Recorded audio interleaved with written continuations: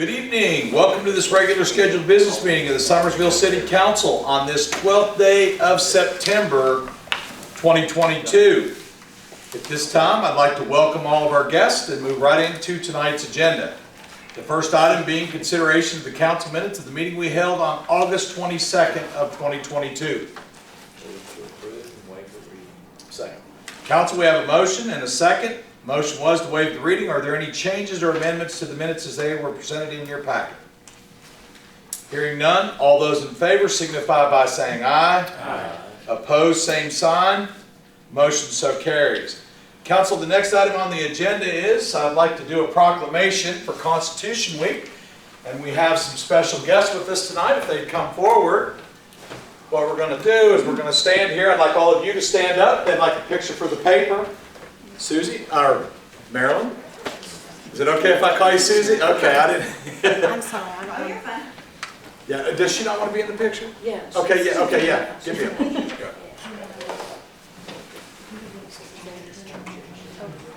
Okay, good. So these ladies are with Daughters of the American Revolution. Amy, welcome. Thank you. Yes. Okay, I proudly proclaim Constitution Week 2022, whereas September 17, 2022 marks the 135th anniversary of the drafting of the Constitution of the United States of America by the Constitutional Convention, and whereas it is fitting and proper to officially recognize the magnificent document and the anniversary of its creation, and whereas it's fitting and proper to officially recognize the patriotic celebration which will commemorate the occasion. And whereas Public Law 915 guarantees the issuing of a proclamation each year by the President of the United States of America designating September 17th through the 25th as Constitution Week. Now therefore I, Robert L. Schaefer, as Mayor of the City of Summersville, do hereby proclaim September 17th through the 23rd of 2022 to be Constitution Week in the city of Summersville, West Virginia, and ask our citizens to reaffirm the ideas the framers of the Constitution had in 1787 by studying the Constitution and reflecting on the privilege of being an American with all the rights and responsibilities which that privilege involves. So fitting for times today. Proudly do I proclaim Constitution Week, and thanks for bringing this to me. Thank you. Everybody smile.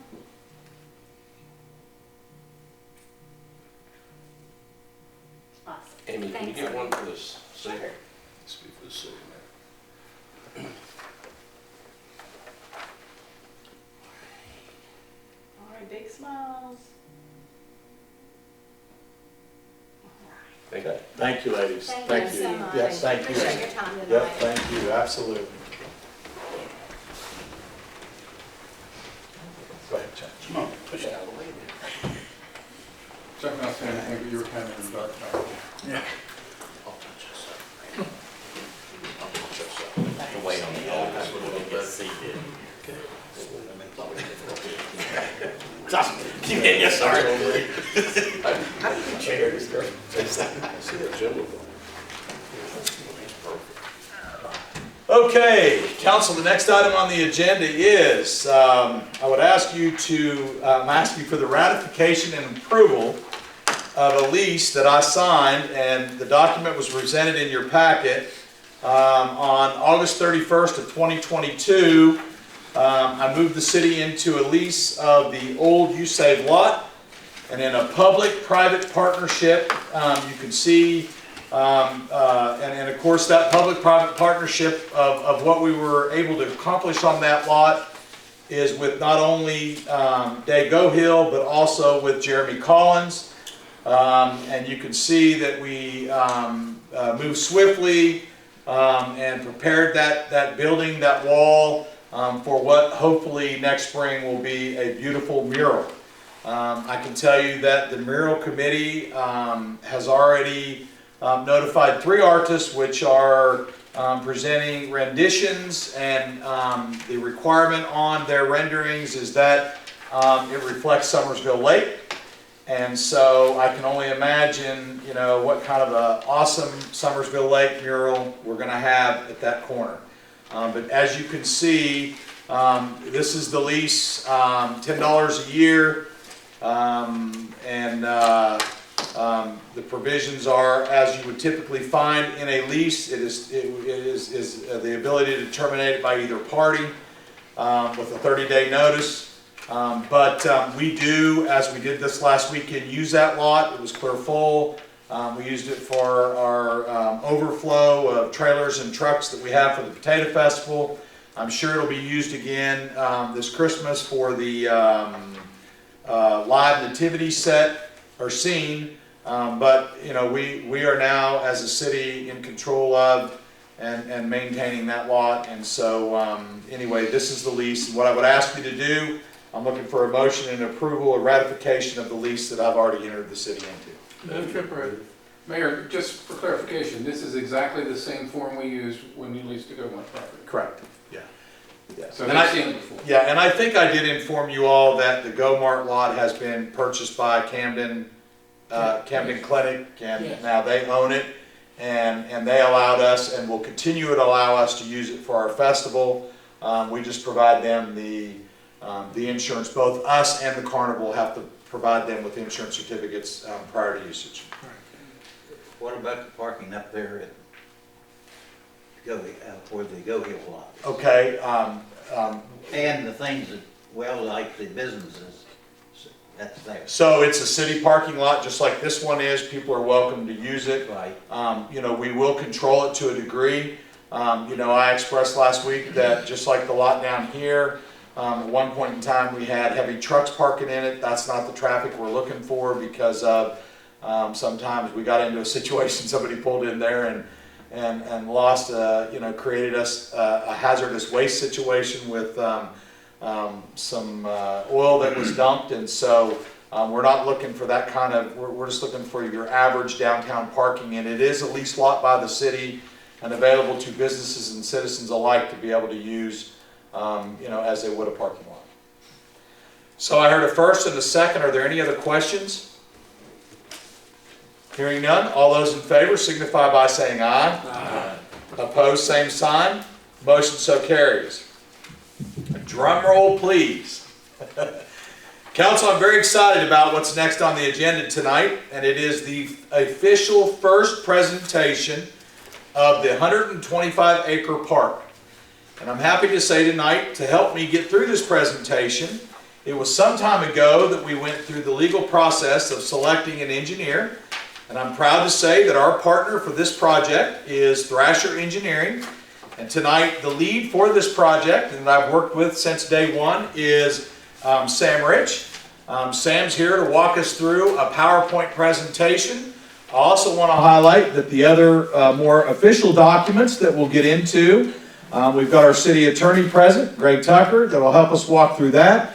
Council, tonight is for questions. So as we go through this, if you have questions, I encourage you to ask them. We're not asking for an approval tonight. What I have in the plans is that we'll give you all the information tonight. We'll let you take it home and cipher through it. Come back with additional questions you may have. And I do tell you that I expect wholeheartedly to have this on the next agenda for approval with a closing date set to buy the property the day after the next council meeting. So that's what the plans are. So with that said, in a real exciting way, I'm looking forward to the overview of the project, who again, we've worked with since day one, the lead on it from Thrasher Engineering's engineer Sam Rich. Sam, welcome. Thank you, Mayor, and thank you all for the opportunity to present the project here tonight. What I'm basically going to do is kind of an overview of the project's location, what the program is, the concept that we've developed to date, and kind of what the overall cost of the project is and how we've started to break that into phases and some of the funding that we've been looking at and assisting the city with applying for grants. So this presentation I have on the screen here will follow your handout exactly.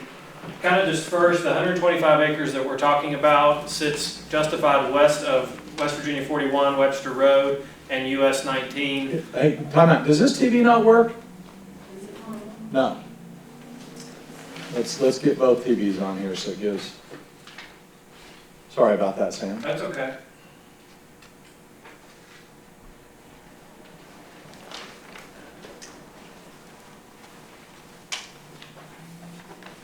There we go. Okay. Okay. Thanks, Amy. You're welcome. And basically, kind of the entry point to this will be off of 41, adjacent to the Nicholas Village shops where Dollar General and some other retail is. Kind of going to the next page, it just gives a little bit more context of the proximity of this to 41 and 19 and kind of the makeup of the site as it is. This is an old mining property. A lot of it's been kind of cleared and maintained over the years, but the other thing we're kind of dealing with here is there's a lot of terrain and topography that we have to work in, and we start to think about things like a outdoor recreation complex where you need basically dead flat surfaces for playing fields. That will present some challenges with this project, and I'll explain that a little bit more as we kind of go into the concept. But you can see how the property kind of, there's a right-of-way that would extend all the way out to the main road, and that would be kind of the gateway to this park.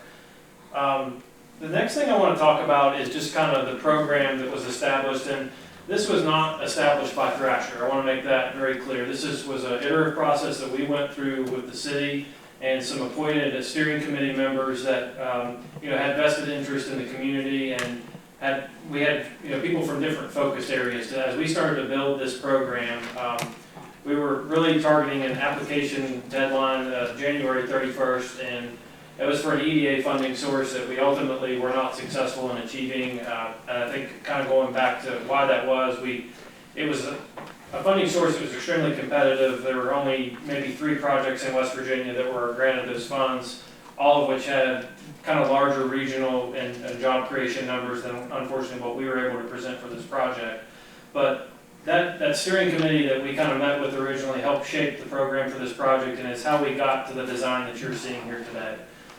So as we go on, just kind of starting with the outdoor recreation component. So this property, as being 125 acres, a lot of that, as I said, has some terrain to it, and looking at ways to use that for recreational purposes other than the areas that we need to be flat for athletic fields. So things like hiking, mountain biking trails, and even just general paved walking paths that are usable for people of all abilities and all age groups.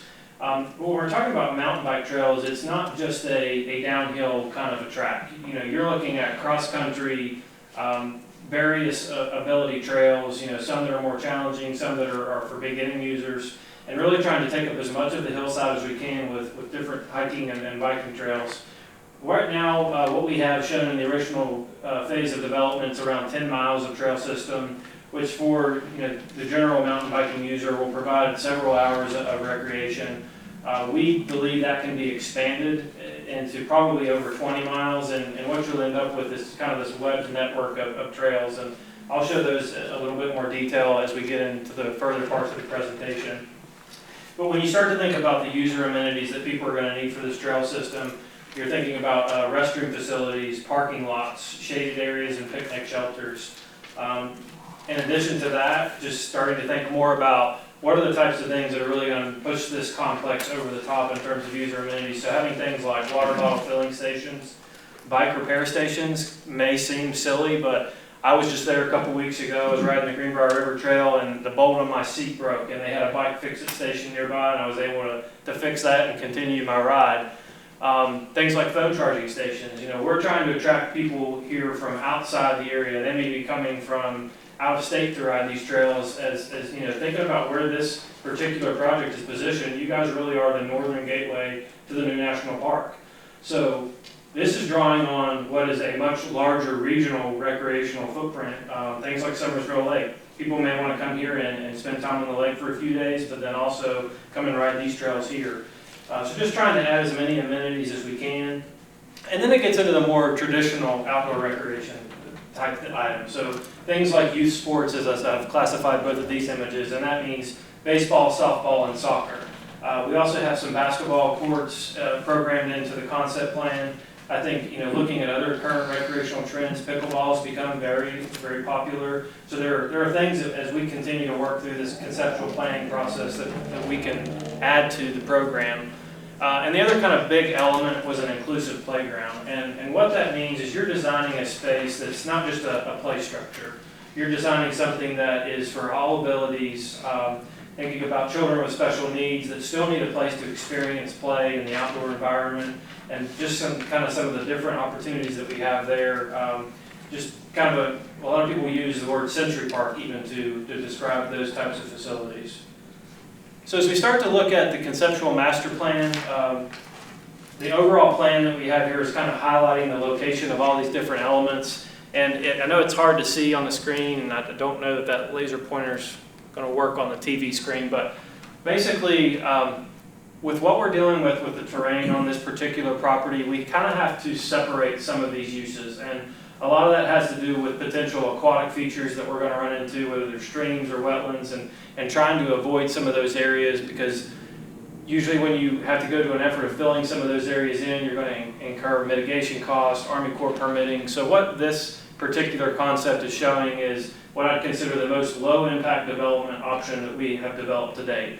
And it shows the separation of uses. You'd have dedicated parking areas for each use, but basically the soccer complex and the mountain bike trailhead and road would be kind of the first thing that we would build, which is kind of paved right. And I'm going to go to the next slide real quickly so you can kind of see as the road snakes up through there and gets to where the trailhead is pointed out. That's kind of the initial first phase of construction. So that would include all the main utilities, the access road paved into the property, parking lot for the mountain bike trails, the mountain bike trails themselves, probably restrooms and some of those other amenities that I was pointing out. And then in later phases of development, we'd be looking at trying to find ways to construct the baseball, softball complex. The picture I showed you a few minutes ago, and I'm going to go back to it just for reference. This is the baseball complex that Thrasher designed in Bridgeport, West Virginia.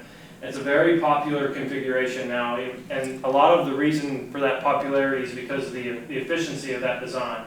You have one concession stand, one restroom location, all of your kind of seating areas are in the same place. That's something we would like to continue to explore with this conceptual master plan, is to find ways that we can maybe fill in some stream, but not more than we're allowed to from a permitting standpoint. So continuing to explore this, and what I want to make sure I continue to reiterate is this is something we did very quickly for a grant application to put numbers to, and we're going to continue to work with the city and assign a steering committee for this project to really make sure we find the best design as this moves forward. As we kind of explore the future phases of the work, kind of the next thing that would happen on the heels of the infrastructure package and the trails package would be the soccer complex, because they're in those adjacent areas to each other, and you could even kind of start some of the earthwork for the road and the parking lot associated with that soccer complex at the same time. Kind of starting to talk about project cost, basically where we're at with that. What I wanted to share with you first was what I'm calling the AMLR request. I mentioned earlier about how this was an abandoned mine land property and had historic mine use. What that, fortunately for the city, does is opens us up to a funding source through the West Virginia Department of Environmental Protection, and it's AMLER is an acronym. It stands for Abandoned Mine Lands Economic Revitalization Program. And what that allows you to do is to fund projects that have an economic development incentive, community improvement, even outdoor recreation is something they're now kind of pushing. It allows you to fund projects that are on properties that have a nexus to an abandoned mine land property or historical abandoned mine land use. So this summer, we worked with the city of Summersville to submit an application to the DEP for about $4.5 million roughly. I think we have a strong application. We've gotten some questions back. Really kind of, just kind of having to wait. We're in that waiting process to see if we're going to be one of the successful projects for this year. But I think it will continue even in the future in other phases of work to be a potential way to fund this project without, some of the more traditional ways of doing that, whether it be city funds or bonding.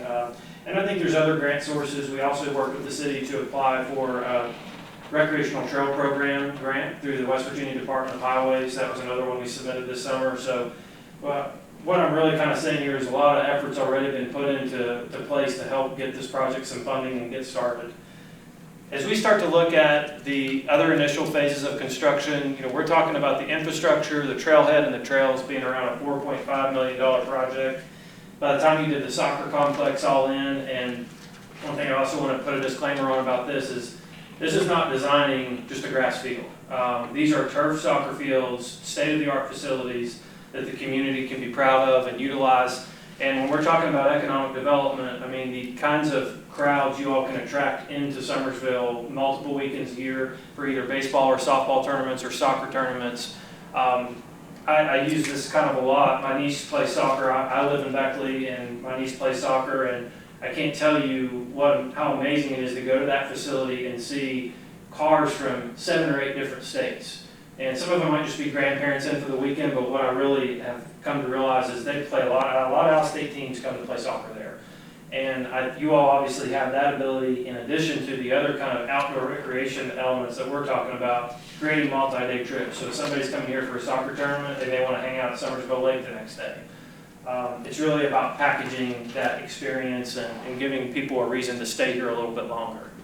So as we look at the total project cost, again, looking at turf, baseball, and softball fields, the expansion of the facility to include that all-inclusive playground, some of the basketball court costs, it's over a $20 million project. A lot of money, but a project that's going to happen over many years. And the thing that we as a consultant want to help you do the most is accelerate how quickly that happens, and the best way to do that is to take advantage of some of these grant funding sources. Just can't keep my fingers crossed enough about that AMLR request that we put into the DEP, and hope that will come through. And we should know, I would think, by this winter, whether or not that project will be funded through that program.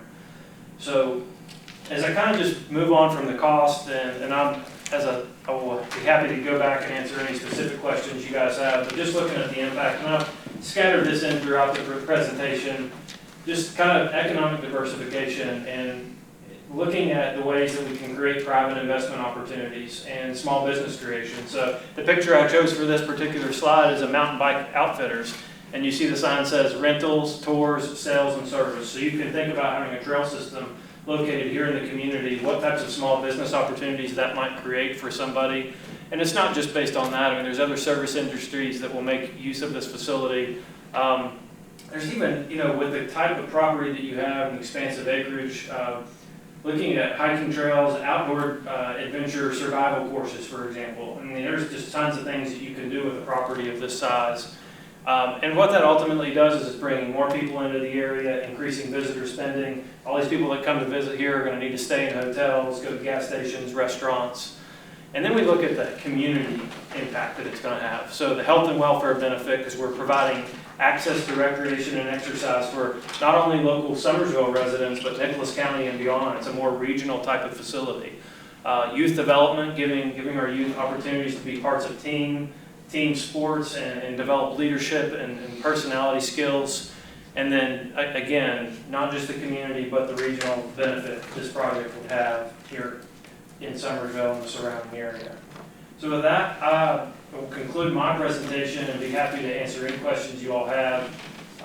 Very much appreciate the opportunity to be a part of this project. I'm a Southern West Virginia native. I've spent a lot of time in Summersville in my years, and we just really appreciate the chance to be involved with this project. Thank you. Thank you, Sam. Questions? Okay, let me just highlight a couple of things. Sam, job well done. Just so there's a good understanding, obviously Thrasher's been a top shelf partner in the application process that we work on a daily basis. As a matter of fact, I was in touch with Anna today working, she's always digging to try to find new avenues for us to get funding or new resources to bring things to the table. I also want to give a shout out to our other partner in this venture, which is Region 4 Planning and Development. They have just overwhelmingly helped us big time. And then of course give a little shout out to Anna, because ultimately when we all bring everything together, she's the one that's actually doing the applications for us. So it's an excellent team effort. Sam kind of highlighted it a couple of times, and sometimes I get in the habit of putting the cart before the horse. I jumped out and formed these committees, and it was probably, I thought by the end of this year we were going to have this complex. Here it is in October, and it's just due process that we've been through. I'm excited to me that this month we're going to close on the project and then be underway, which ultimately is going to be 2023. But I will tell you, as the first phase has been identified, and we did it for funding purposes. When you talk about the biking, hiking, and the trail aspect, because what's real attractive right now to funding is tourism, and that was the biggest attractive piece. All of it is, but if you had to categorize it, that was the biggest piece that was attractive to the tourism dollars. I will say in an exciting way that committee's formed like the other committees are formed, and the biking and hiking committee is chaired by Michael Young. And I believe it is even this month, if not last month, they attended some, and this month they're attending some more. So as we get in the get ready stages to start doing the actual development, it will be citizens that will be working with Thrasher Engineering and these committees to help design and develop our complex. It's not the city's job. We're not going to be the ones to dictate and drive this. It's going to be the community. And I'm excited to say the biking and hiking is chaired by Michael Young. His committee's been working and attending different, I think there's one going on at Snowshoe real soon, a big educational piece on trails. Michael's assured me that I believe we're going to have not one but two attend that. I'd like to say from the standpoint of just bringing people to the table and helping, the chair of the soccer committee, the piece of it is Jeremy Bandy. The baseball, softball, our own Jim Epling is going to chair that, but he's got a committee of community experts on his committee that will help him when it comes time to formulate the baseball, softball. The inclusive playground is being chaired by Marlo Hornsby, and she too has a committee of people put together. And then of course we've got our miscellaneous committee, which will be the utilities and the miscellaneous stuff that falls within the park, maybe some of the restrooms, things like that maybe not are directly facilitated with one of these other pieces. That's going to be chaired by James Corbett and also has a few community members on it as well. So myself and City Recorder Gary have kind of been co-chairing this. So anyway, it's exciting that we're going to close on the property, and then this, as Sam mentioned, the abandoned mine application that we have in, it's exciting because they have come back and asked for some additional information that we've provided, and some tell us that that's a good sign when they're going through your application and asking you to tweak or redo something or provide some additional information. Doesn't mean that we're funded, and I actually reached out to Sam today and said, hey, listen, you're the duty expert here. When might we know? And Sam's telling me October, November timeframe is usually when they announce that funding. But this funding announcement will be for the 2023, and it's not 2022 funding. So anyway, I just wanted to throw in those additional pieces. Council, do you have any questions at all about the park? On this, Go ahead. I was looking at this, where it has that pond, I reckon it is, or, Yes. and we're right in the middle of it. I mean, what's the, That street map is showing a pond there, but when you look at the aerial image on the next page, that pond's no longer there. So some of that is just outdated street map, base mapping that they use. When you flip to the next page. I have. Yeah, and Gene, there is a pond on the property, but it's not the piece of property we're buying. It's moved kind of down here where that other map's showing the pond here. I've been looking at that, and that's why I was, Yeah, go off the image on that. That's just a default base map that pulls like USGS information, and they're not consistent a lot of times with recent things that have been done to the properties. Whereas that image is from probably 2018 or 2019. Mike? Sam, I think you referenced Bridgeport Complex. Did your organization do that project? We did the land development and the baseball complex, parking lot, I will not take any credit for the indoor rec complex, which is where the basketball, swimming pool stuff is now. But we did the baseball complex. That Can was you our project. tell us a little bit about that, how long it went, how the funding went, and give us any insight what we might be up against compared to that project? Well, the biggest thing you're up against is how they pay for it. And it's paid for through hotel motel tax as almost a direct benefit of the oil and gas boom in north central West Virginia. So money. And that, obviously, the more money you have to throw at a project, the faster you're going to be able to get it done. But they did that project, I'm trying to remember, it's been over a decade since that project was completed. And so simple things that you learn when you do these.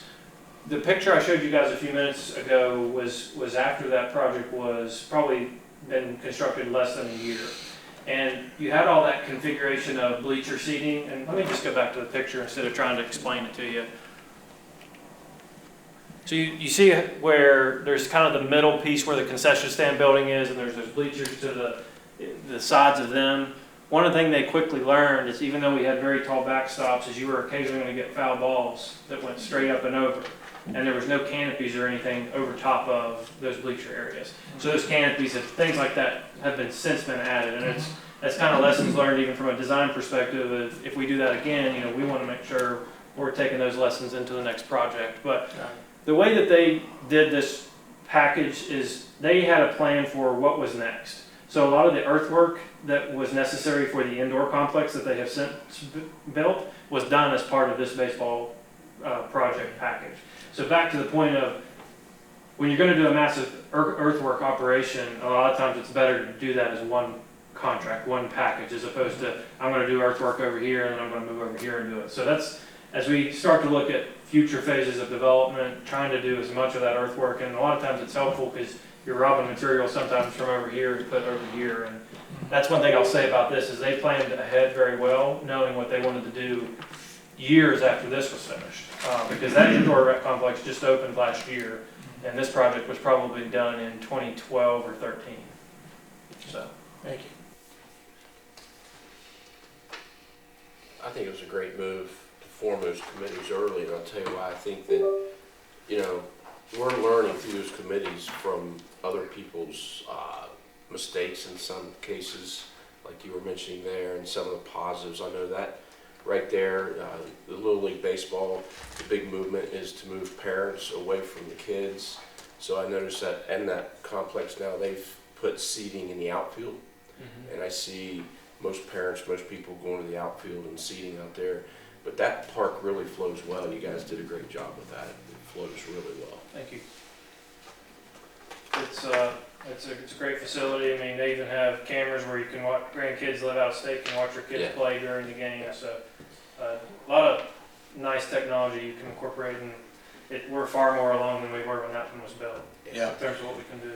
I spent a full day with Mayor Long at Bridgeport, and exciting enough, another big venture that we have coming here at the city of Summersville next month is hopefully we'll get accepted into home rule. And that big complex they did, they borrowed money against their 1% tax that they created with their home rule. So, I think in a real positive sense, there's going to be some attractive stuff for us to look at in that same avenue if we're fortunate enough to get in home rule, which we actually go before the board next month. So. Excellent. Are you starting with this basic design that you have here and then maybe modifying that, or is? I think this is kind of what you started with initially, wasn't it? It is, and it's so far from what I would call even the preferred master plan.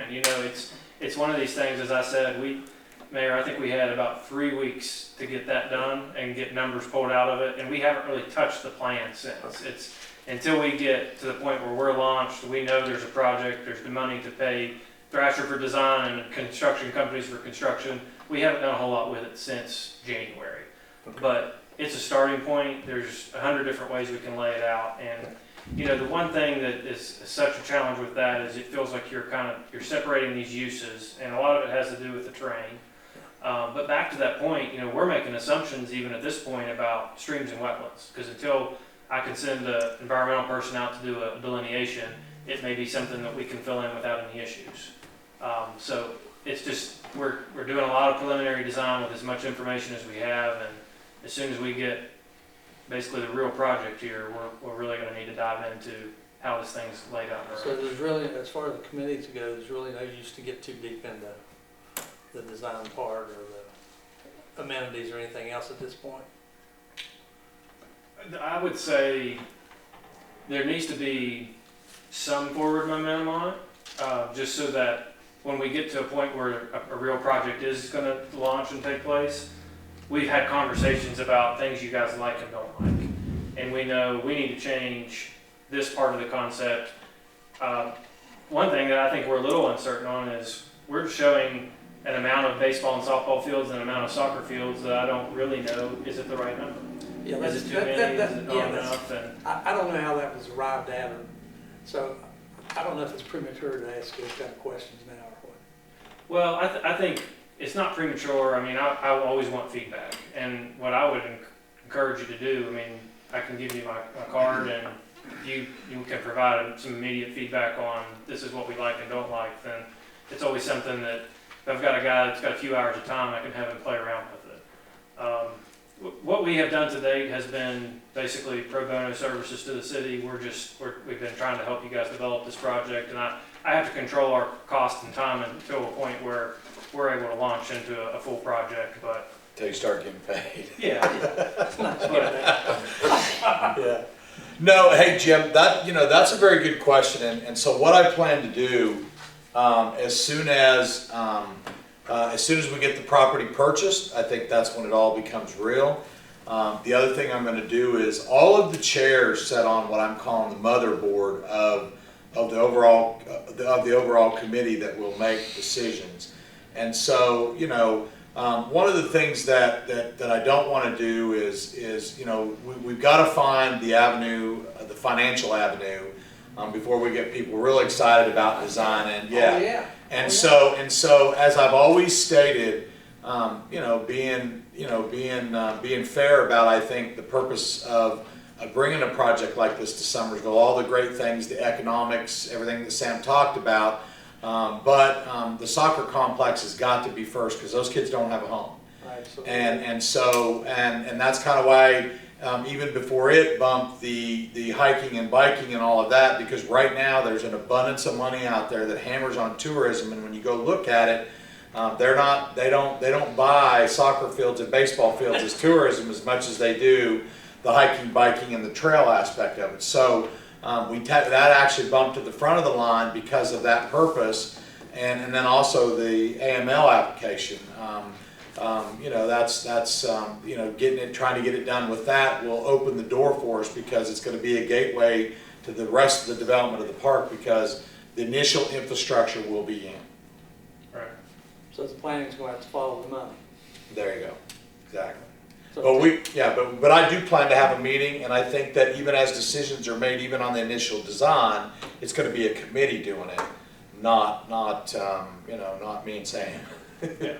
Well, from a committee standpoint, I think it's, you get people together, and of course, everybody can dream up the ideal kind of complex if you've got enough space and got enough money and that kind of thing. So I can understand trying to manage that thing, the planning of it, design of it, as the funding is kind of more settled on. And you mentioned that about the canopies at Bridgeport. I was down at Shawnee, took a tour with them and their county commission, and it was interesting because that day I was there, I just right away something popped in my head. I don't remember what it was now. I said, "What about this?" They said, "Yeah, that was an oversight when we put this together, and we're remedying that right now." So that's another good thing about these committees is just like what the hiking and biking and trails are doing. They're going all over now.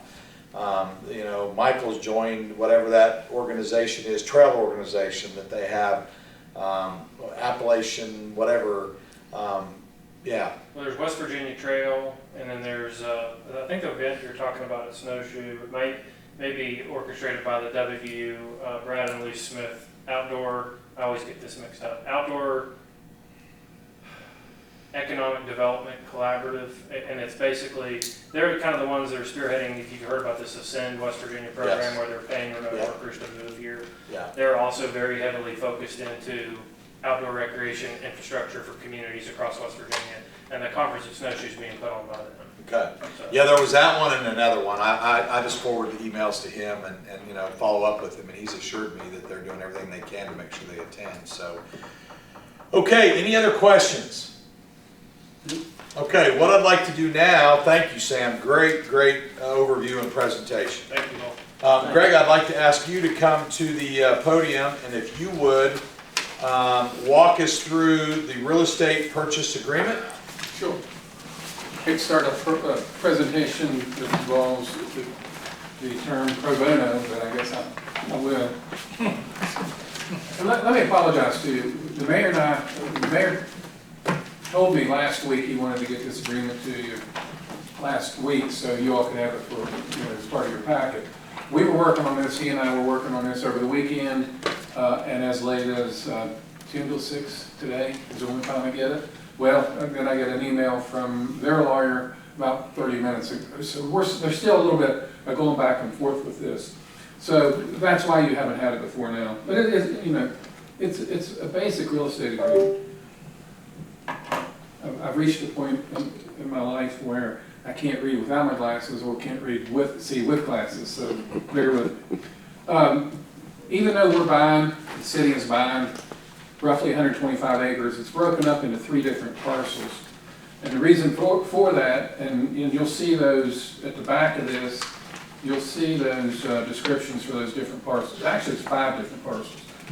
You have Nicholas Village Partners. Okay, Greg, let me stop you, because I did not print them, all of That's fine. but if you all go to this map that I gave you, it speaks to, and what you didn't get in the document is all of the surveying language. You know, that tells you to this point, to that point, this feet, that feet, but this map here speaks to the descriptions of this map that you didn't get, but it's kind of all over this map in these boxes. Yes, and what that breaks down to is Nicholas Village Partners is another entity owned by the family, and they are the transfer or the grantor of the initial part of the road into the property from Webster Road. And that's a 2.087 acre tract.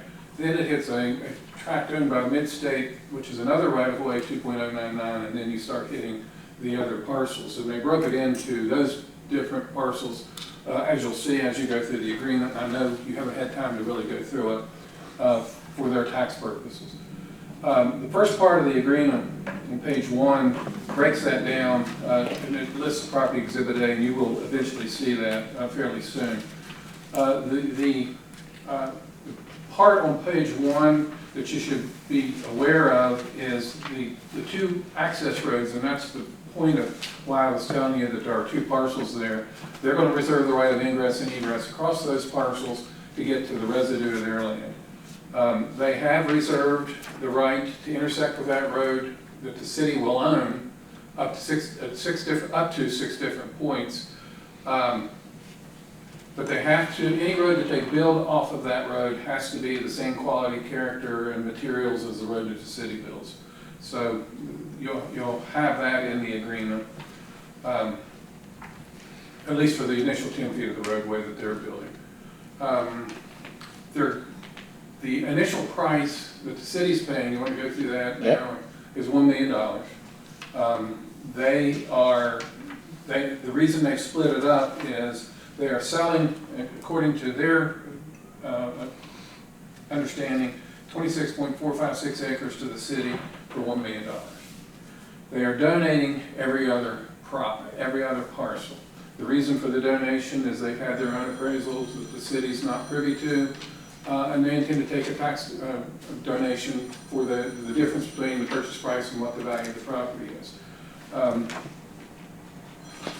They're going to take a charitable donation for that, and that's set out in this agreement. That's really what a lot of the back and forth was over the past few days. They're really, the costs are everybody's paying their own costs. There is no tax involved in that on the transfer because the city's exempt. If you go over to page 4, This is the first, somewhat unusual in a typical purchase agreement.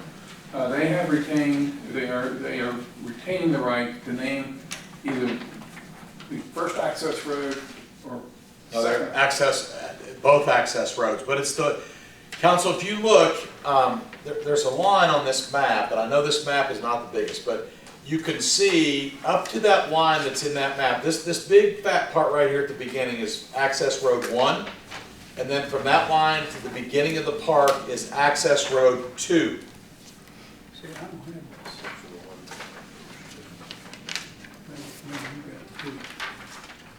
No, I passed you this out separate, Chuck, this map. I got that, but Oh. I didn't get the other. Oh, you didn't get the document? Well, And there it is. Gene has two, so Oh, now I got it. okay, okay. Thought you were in the dark, Jack. But anyway, council, so that's access road 1 and access road 2, which is basically the road from Route 41, Webster Road, to the head of the park. They reserve the right to name that road, the access road. And or the park. No, According to this agreement that they sent us at 10-2, seller shall retain naming rights with respect to access road 1 and access road 2 and or the sports complex to be constructed by petition or purchase. All of which shall be mutually agreed upon by seller and purchaser in the future. That's the last revision we got at 10-6 today.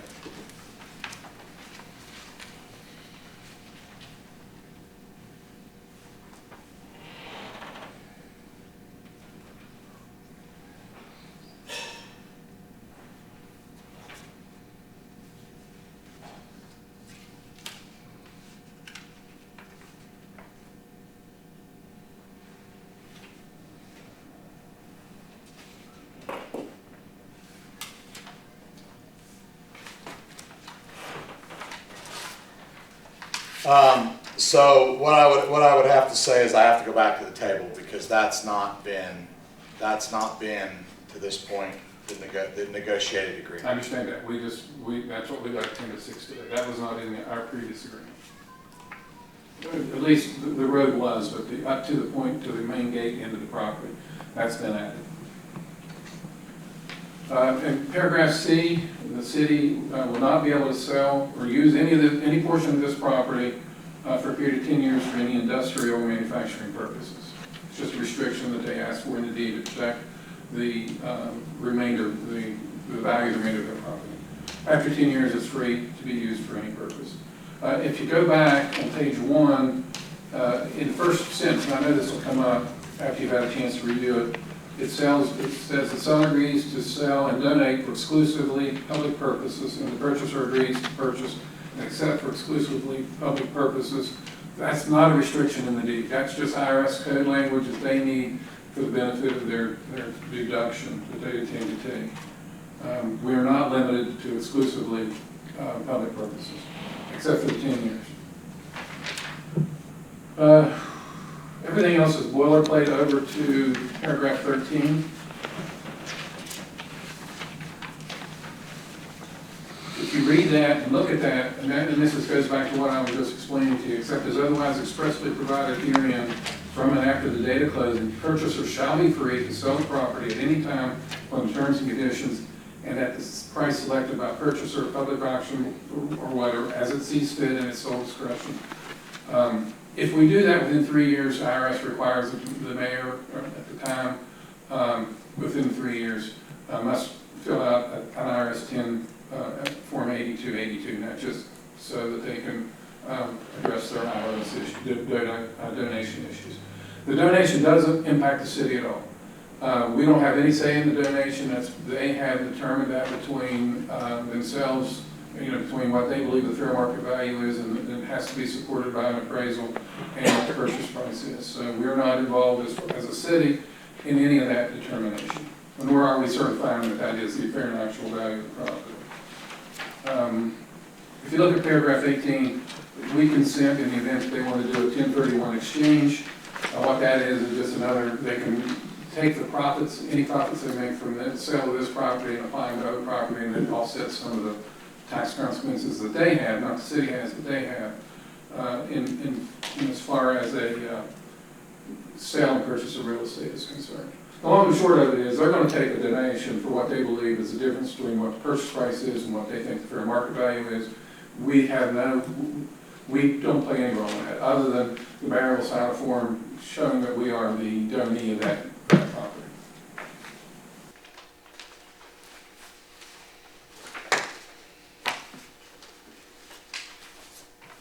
Anyone have any questions?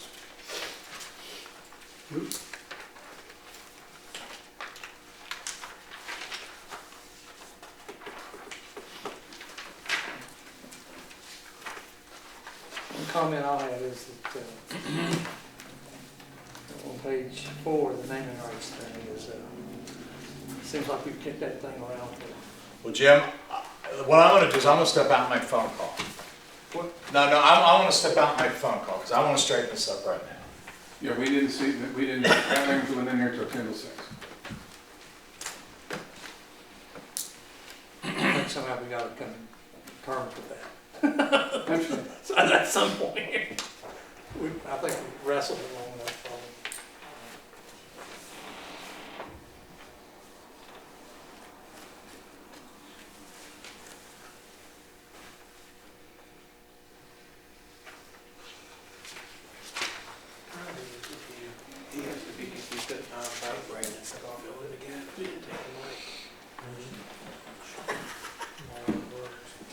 He's all out of words. That's the first thing. He's all out of words.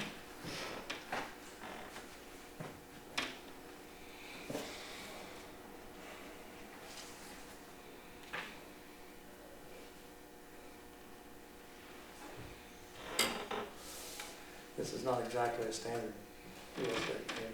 this is not the standard real estate transaction. My thought was, you'll be so glad to have this off your back. Well, then we just move on to something else. Well, Actually, I'm excited. I think it's a great thing for the city, and I think you all need commended for the forward thinking and vision, because that's going to be something.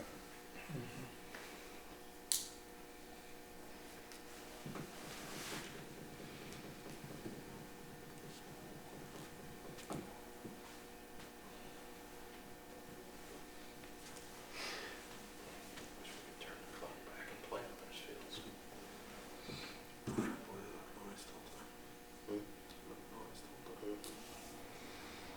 I think about what I played on. Divots.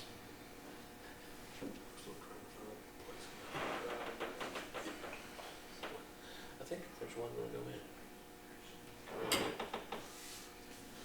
I think Kirkwood Waters, I think he wants to go on.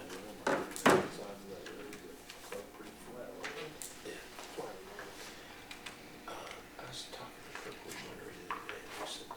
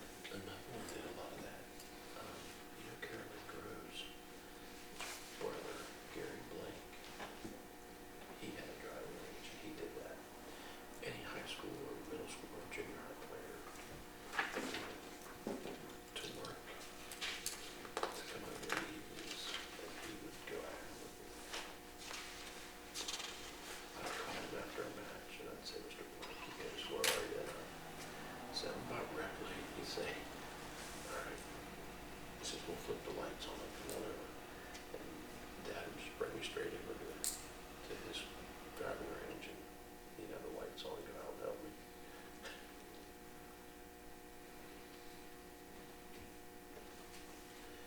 And what a nice guy. Have you ever met him? Real quiet, just real. I'll tell you what, even back in the day when they had that Walker Creek, Mm. it wasn't anything fancy, other than cows and balls. That's where I learned actually with the ball. The only problem there was that creek, and you know, you could put pipe in, come down, you know, it was a really nice place there. It was real flat with the Mhm. ball. Just a little bit of water, really made it. I always thought it would be better down closer to the road, it wouldn't be as safe, but the hill back up that way.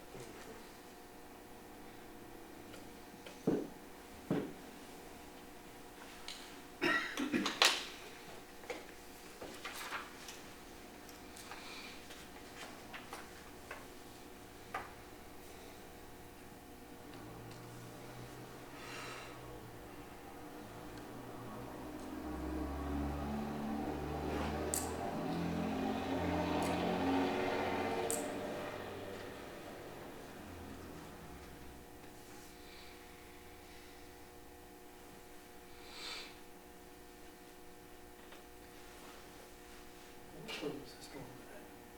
Doing the names of Queen Springs. Gone to war, Springs.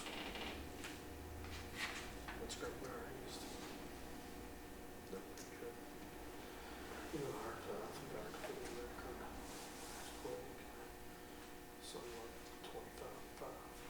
Something like that. Of course, in a golf match, you play 6 teams, and you know, 6 of them, or 6 of them. It's really good.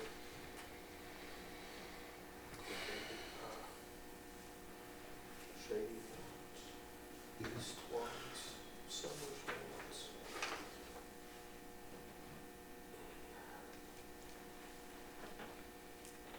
Well, not a lot, I think. Where is the state at this year? I don't know, I've heard of them. Is it always in the same place? Always. Which makes no sense. That's basically the furthest location for heavy wall in the wheeling. What's that? State tournament.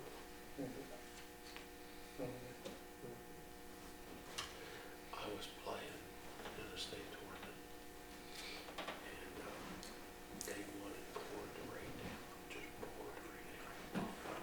And I was a mudder, I wasn't that great, but in the mud, in the rain, the field just And sort I need of to- come back to me because I was like, I think this what would be bothered me better. was bothering all the good golfers. And man, I was right up there on day one. Looking pretty good. And then And I looked at the forecast and No doubt. man, it's gonna be nice tomorrow. But it was- but We've had snow up there, I don't know. But that's not till, that's first week, maybe the first week of October.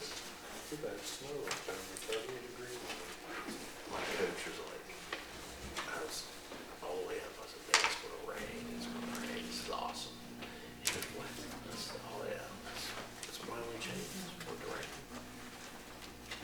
And then, of course, I came in and all the guys were to go get eats and stuff, and I'm going in. I've got my golf gloves out, blowing dry my grips, blowing all the grips dry, getting them all dry, and they're, what are you doing? I said, it rains tomorrow, but we start out with dry grips.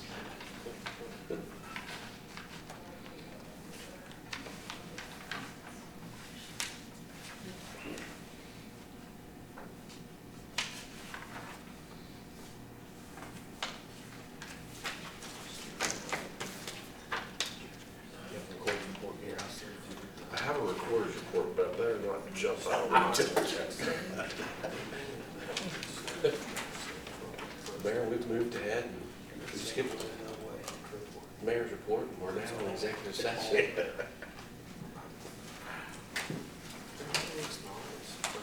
Wonder how I'd go over. We'll stay away from that for now.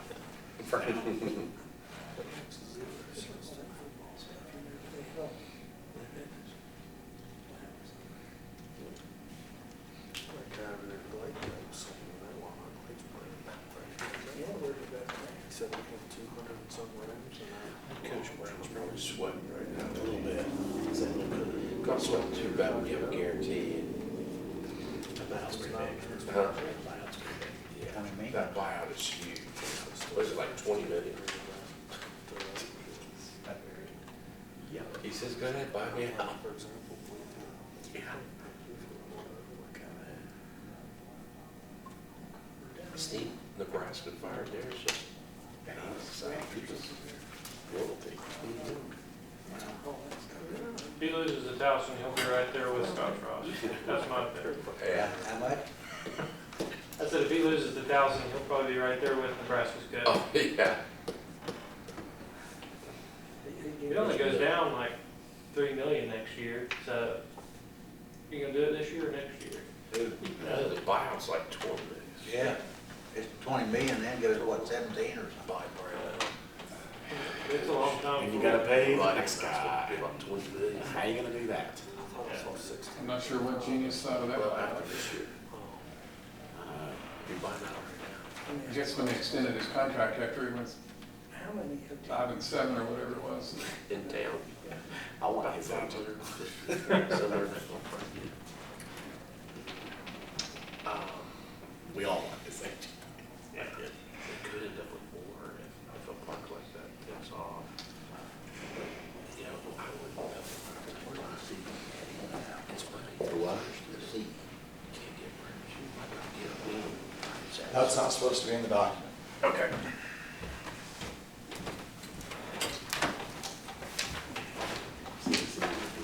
Yeah. They're adding that.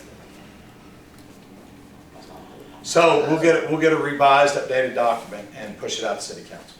Yes. Any other questions? All right. I just wanted clarity tonight. Well, I didn't want to. No, yep, no. No, that's the first time, honestly. Yeah, and honest to goodness, I had no idea that was in there. And literally, to make this a legal document for our purpose and their purpose, there's been a tremendous amount of work done on this document. Back and forth quite a bit. And in fairness to them, there were some things that I found last minute that I went back to Greg and asked for legal clarification. And so some of those things brought causation for this document to be tweaked today. And so as it is, everybody's busy, and this document literally was dumped on me right before I came here. And as Greg said, and I called Greg on my way over here. And so anyway, just got off the phone. You know, our negotiated naming rights are they get a name, Access 1 and Access 2, which is that full road into the park. That's what we have negotiated in this purchase agreement. And that's been that way for at least a month now, or more. Yeah. But council, you have time. I mean, you know, we're not asking for approval tonight. You have time. If you got questions, you can reach out to me. You're more than welcome to reach out to Greg. You know, if there's any other clarity or questions you have, again, on both parts, it's been a back and forth getting this thing tweaked. And so, you know, the weekend causation of last was my wanting some more legal clarification on stuff that they graciously went back and tweaked because, you know, there were some things that I didn't feel comfortable with. Okay. Good. Okay? And honestly, we were working on this yesterday, I mean Sunday. So Yeah. it was up just, you know, today, so, and we'll probably tweak it a little bit more, just to fine tune a little bit after tonight if you have questions or changes. That wouldn't surprise me, that happens routinely, but the major agreement should not change. Yeah. And so what I will commit to you, council, is that when we get the clean document, you'll get a copy of it. I assure you that the copy you get in your next packet before council will be the for sure document, but you know, I promise to get you this document, you know, as soon as, and I feel it'll be in the next couple of days. We'll get you the document that'll be ready for closing. Yes, and the closing is scheduled the day after your next meeting at 1 o'clock, I think. Yeah, 1 o'clock. And if you have questions, just email me, and then I will try to include everybody in the response, so everybody has a chance to see the question and the answer. Okay. Okay, thank you. Thanks. Thanks. Okay. Let's see. Thank you, Greg. Hey, thank you, Sam. You can go ahead and hit the road too if you want, man. We've just got a few things left. Thank you all. Yeah, thank you. Great presentation. I'm excited. City of Summersville is going to have a heck of a outdoor recreational facility, 125 acres, and you're going to be a big part of it, you and your firm. Thank you. We're excited. Thank you all. Yeah. Okay, let's roll here. Recorder's report. I'd just like to announce that Thursday night, this Thursday at 6 o'clock, we'll be having a planning and zoning meeting here in the chamber. I am going to get that set up so you can call in if you wish. So that'll be set for that. Okay, good deal. Okay, council, I have a litany of stuff I want to run through here real quick. First of all, I want to talk about Potato Festival. Overall, I'm very proud of the committee and the city employees. I think we had another successful 52nd annual Nicholas County Potato Festival. I would like to report in a good way that we did have an incident, not report that we had, not in a good way we had an incident, but all are clear from the incident. I guess that's what I want to say is positive. Unfortunately, Friday night, due to a detour of the Fireman's Parade, an unexpected detour due to another emergency that was taking place on Main Street coming back where somebody was being treated by an ambulance. It caused for some fire trucks to be detoured down Spruce Street, and unfortunately one of those trucks had the Queens on top of it, and there was a heavy, if you go down right across from the Family Life Center, there's a big heavy duty phone cable. It was not a live electrical wire, but a phone cable. And just in a real sad way, it started clipping the kids and those that were riding on top. So we ended up with 2 queens and a mother of a little girl that was a queen that were riding on the truck. Ended up in the ER. They were treated and released. All left the emergency room about midnight Friday night.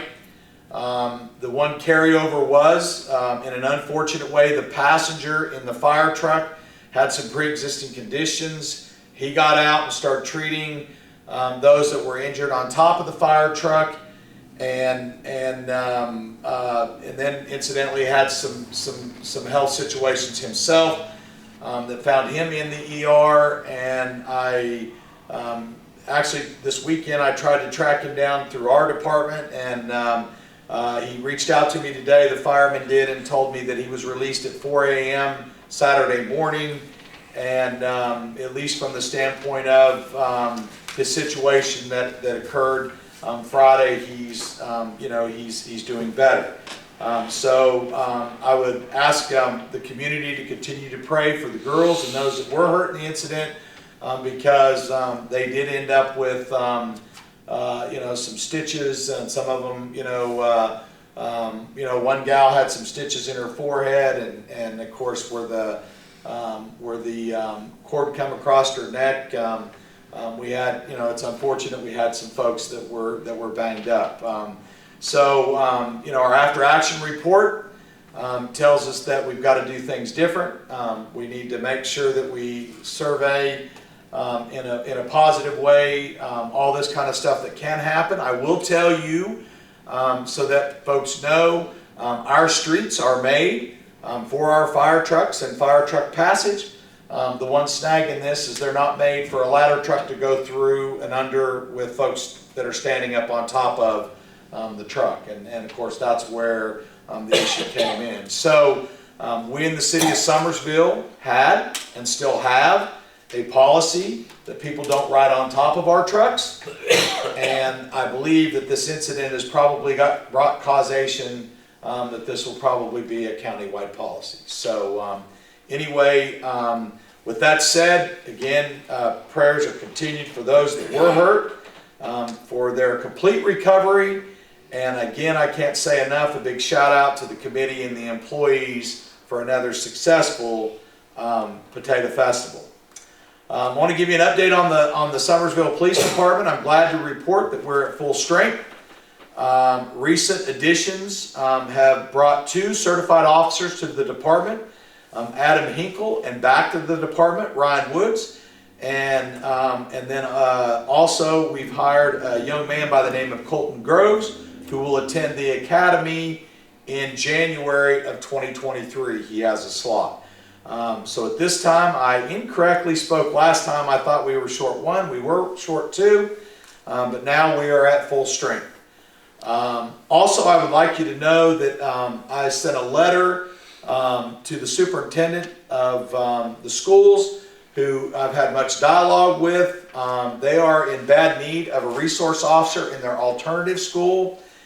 And council, from a resource standpoint, we don't have the manpower to provide officers in any other place but the 2 schools that we do. And then, of course, the rest of the force to maintain the balance of policing responsibility that we have for our community. So I will tell you that I submitted a letter to the superintendent, and the gist of the letter was letting her know that the city of Summersville would consider putting a resource officer in the school where it definitely is needed in their alternative school, but those conditions would have to be causation for the board to assume full salary responsibility on a multi-year deal. I did reach out to the superintendent today, and unfortunately she was out due to a situation in her family. And so we'll catch up tomorrow because I really don't know. I dropped the letter off last week.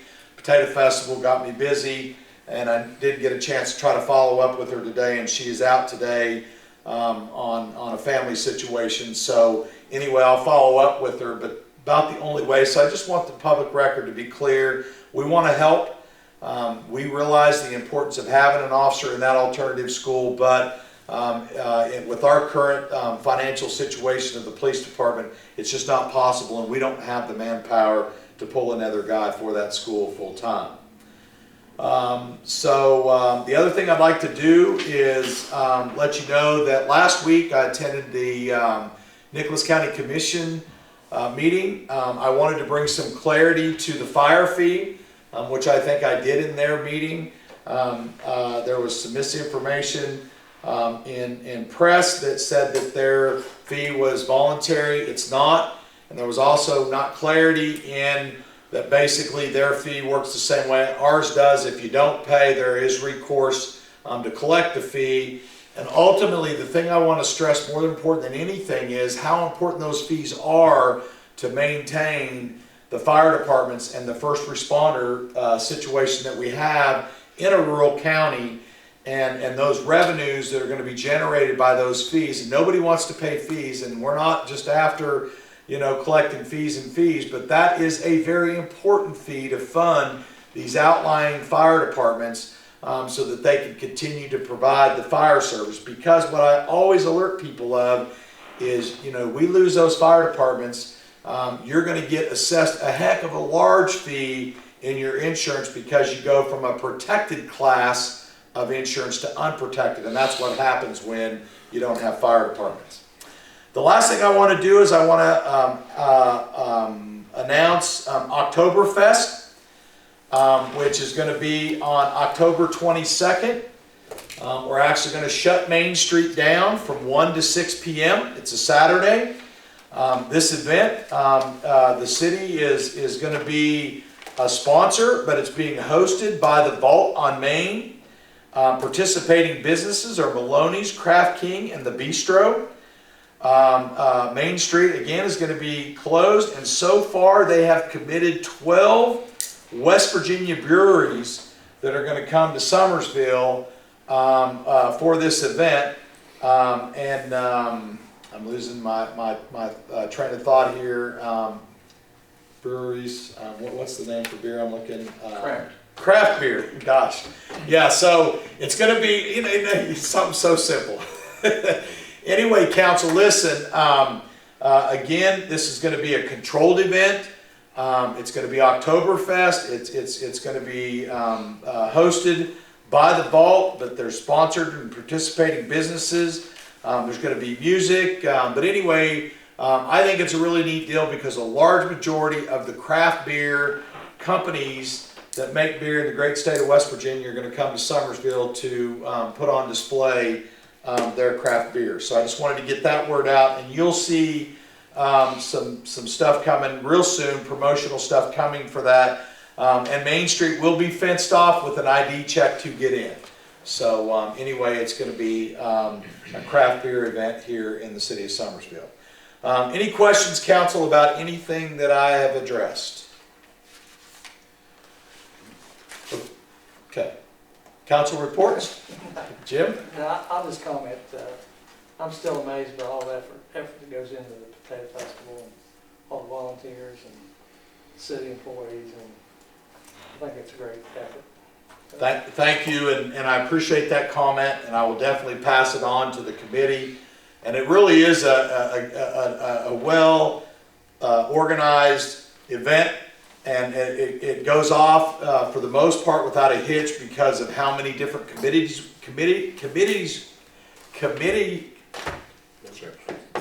what's that? Chairpersons. Now, committees we have that do their own portion of the festival. I mean, it's all broke down. It just runs like a well-oiled machine. So, with that said, council, I've got good news. We do not need an executive session.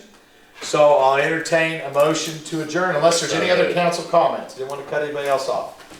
Okay, we got a first and a second. Hearing no discussion. All those in favor signify by saying aye. Aye. Opposed, same sign. Council, thank you. Have a good evening.